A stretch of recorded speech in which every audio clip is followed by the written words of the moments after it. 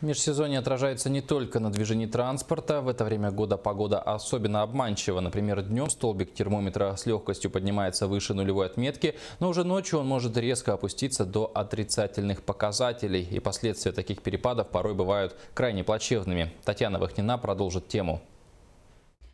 55-летие Сергей Лоскутов отметит в отделении травматологии. В прошлом сварщик. По выходу из больницы мужчина займется оформлением инвалидности. Пальцы рук и ног пришлось ампутировать в результате отморожения. Столь печальные последствия для Сергея повлекла проведенная на улице ночь, показавшаяся по-весеннему теплой. Я не помню, практически был в беспамятном состоянии. Сейчас Сергей учится обходиться без пальцев. Заново осваивать бытовые навыки нелегко. Однако отчаяние, охватившее мужчину в первые дни после операции, отступило. Сергей благодарит судьбу за то, что его прогулка завершилась ампутацией лишь пальцев. Он не утратил способности самостоятельно передвигаться и обслуживать себя. Люди, не забывайте, где мы находимся. Земляки, мы все находимся на севере. И есть морозы очень сильные. Наибольший процент отморожений выпадает на межсезонье. Осенью люди еще не готовы к холоду, весной они уже готовы к теплу.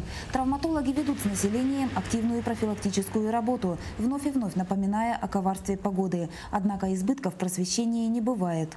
У нас намного меньше стало отморожений, но в то же время увеличилось количество тяжелых отморожений, то есть уже с ампутацией.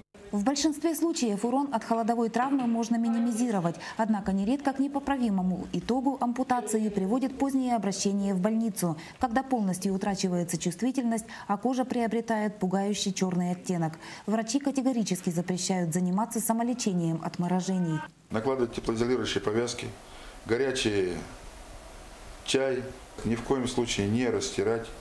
Тем более не растирать снегом. Холодовые травмы – недуг социальный. Предупредить его способны лишь осмотрительность и здравый смысл. Низкая температура, помноженная на легкомыслие, может привести к трагедии. Татьяна Вахнина, Сергей Шипачев, Дмитрий Заливин, НВК «Саха», Алдан.